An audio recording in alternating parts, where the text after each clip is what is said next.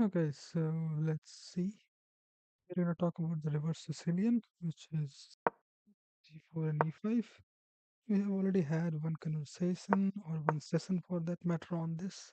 In fact, more sessions have been done. It's that you can find it. Most likely, it seems like that I'm gonna continue with this one for a longer time frame. But now, without conversations about here and there, let's continue with this. C4 and E5. Let me give you a little bit recap what we have done. Generally, we go for this like this, and we can go for the scholar's mate. We can prevent it like this. So the basic idea is that we want to castle our king. We do not really want to keep our king in the center.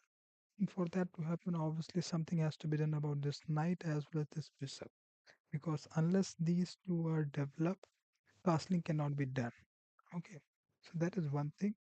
The other thing is that generally you want to develop all your pieces. That is this, and this. Basically, these four minor pieces, also the queen, and then you really want to castle so that your rooks are correct. This is basically called the development, correct? And if you really go for queen side development first, okay, then obviously your king side development gets a little bit delayed, and obviously with that your castling will be delayed as well, correct? So now the thing is that you have basically started with c4. You are playing with the white and you have played the c4. That means that you actually really want to expand on the queen side and those kind of stuff. So as a result of that, it is only good probably that you develop on your queen side as well, and those kind of stuff are also there as well. As far as the opponent is concerned, he has developed only two pieces. One, one, two, three.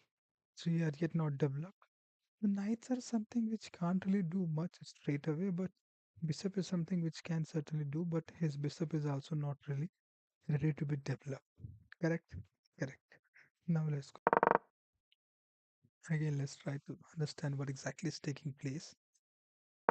C4, E5, this is called reverse Sicilian, and then in that sense, see, these two moves are very crucial. Whether the opponent tries to go for this or whether the opponent tries to go for this. To do whatever he wants to do, whether he really wants to go for this or what, or whether he wants to go for this, both the options are open.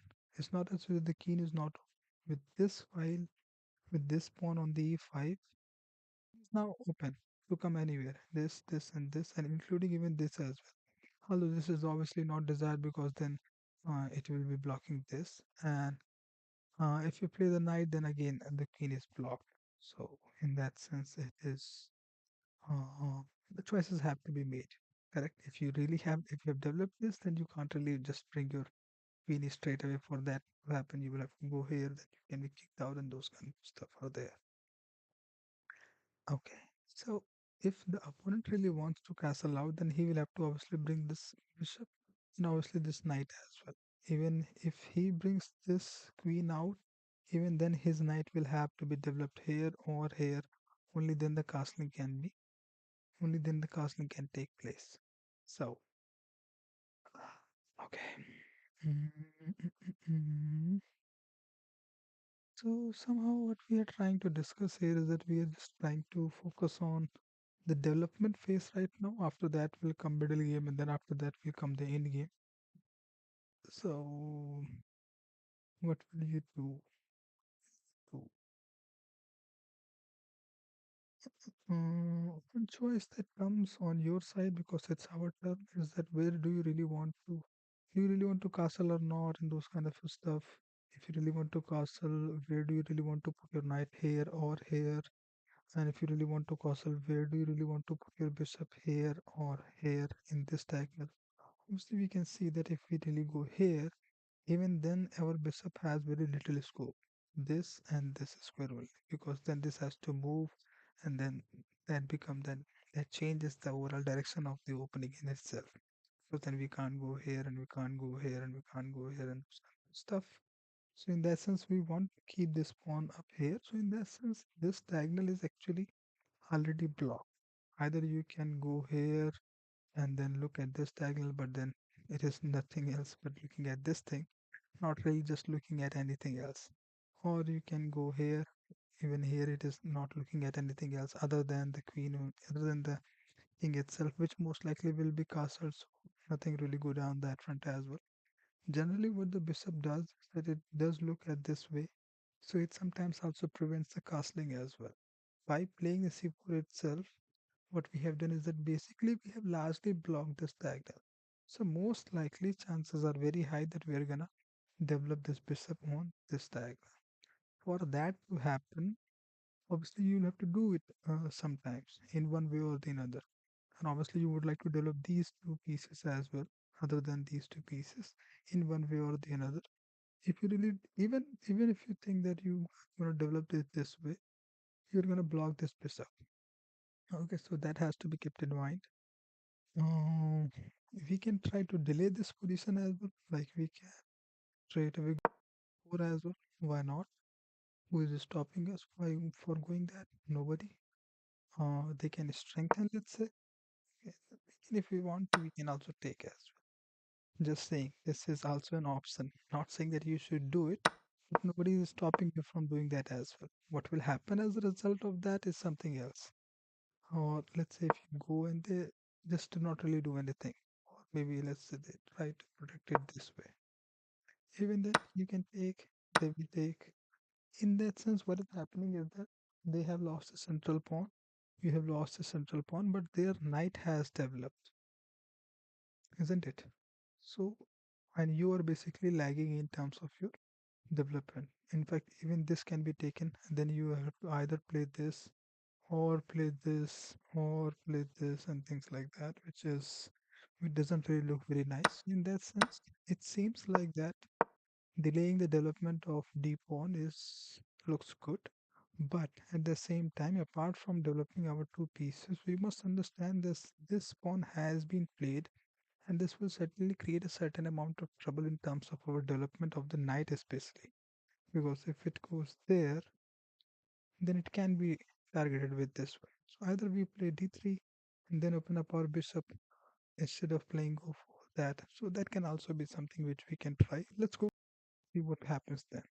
Although by what we are doing that we are moving one piece and two piece, and neither this has developed nor this has developed. So in that sense, it doesn't really look very good as in terms of our castling. Yes, this piece gets to open itself, but we are yet not covering too much.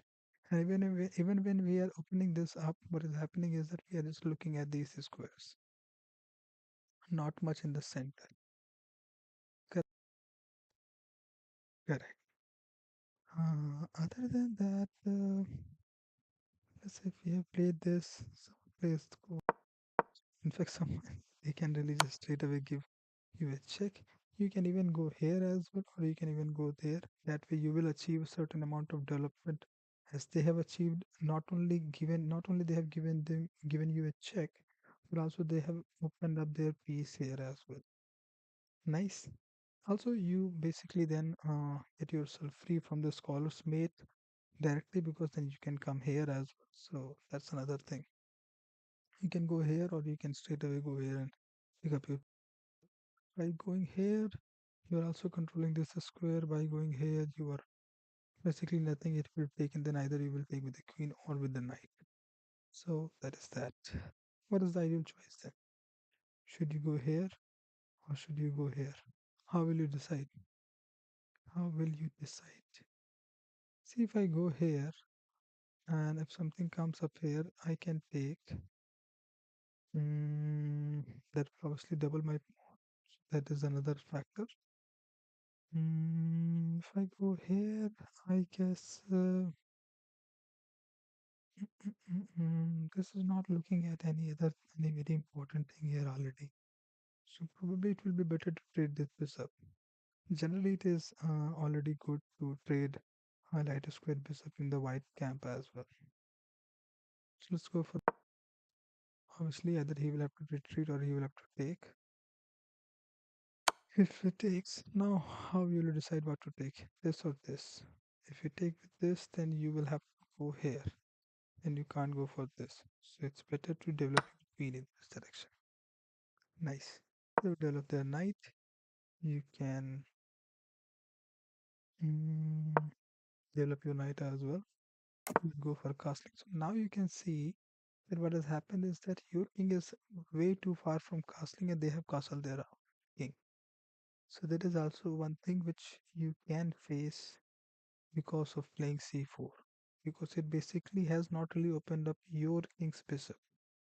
Getting in that process, going for the d3 line not only gives you a check which you have to ultimately respond, then you'll have to also take with the queen, and then you can either choose to, or you can either go for this as well, those kind of stuff. But your process of going for d3, you ultimately basically are delaying your king's side castling.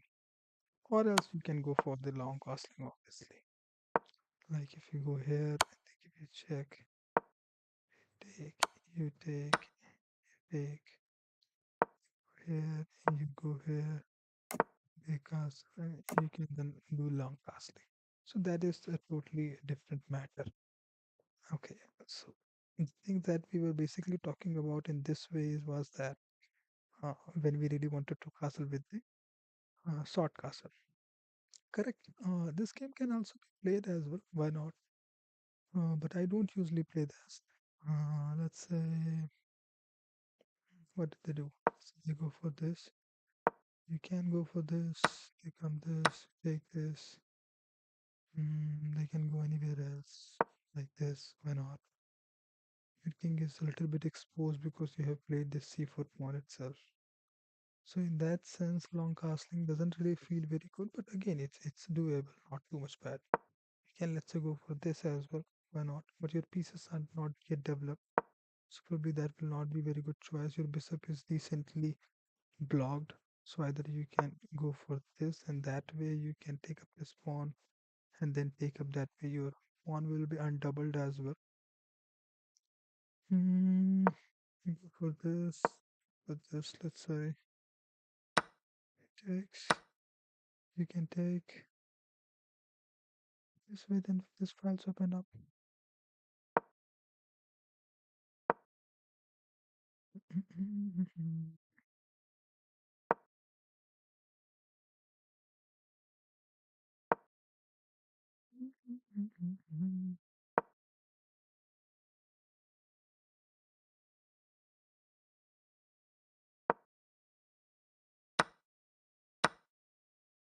This file gets open. Those kind of stuff. So that kind of game happens. Otherwise, in case you do not really go for long castling, then what kind of things takes place? Then still you will have to go for, obviously you have to go for this. You can go for this, no problem at all. X, X, not an even issue.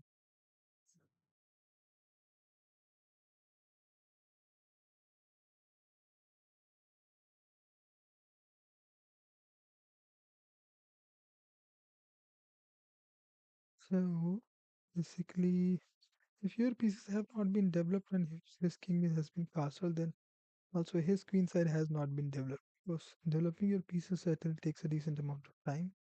So also, I guess one thing that you can try, or we basically in the English opening, it's at times it can become a little bit difficult to develop all your pieces properly as well. But this is something which is true for every other opening as well. But you must understand that in the English opening, we are basically opening up on the queen side. Okay, so checks can come from this side instead of from that side largely. So otherwise, what we can do is basically that we can go for this. If you've decided that okay, we are going for this kind of development, they can still go for this. Nobody can stop them. Can go here. They go here. Let's say again. Know that this pawn is there, and this will certainly create problems in its development. Other than this is made challenge as well.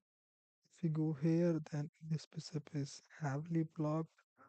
Once it opens up, and if this bishop is not yet there, then this diagonal is also open as well. So in that sense, probably putting this rook here will be good.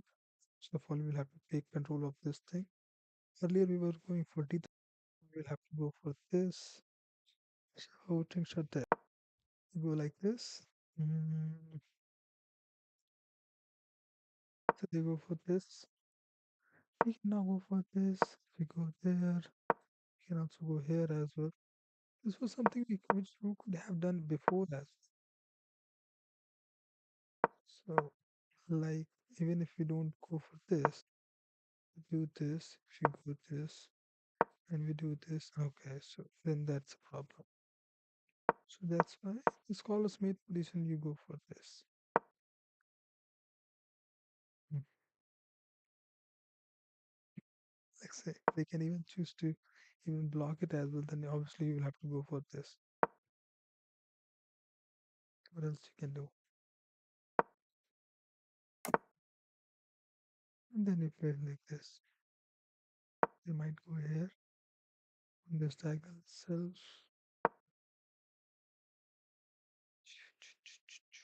Okay.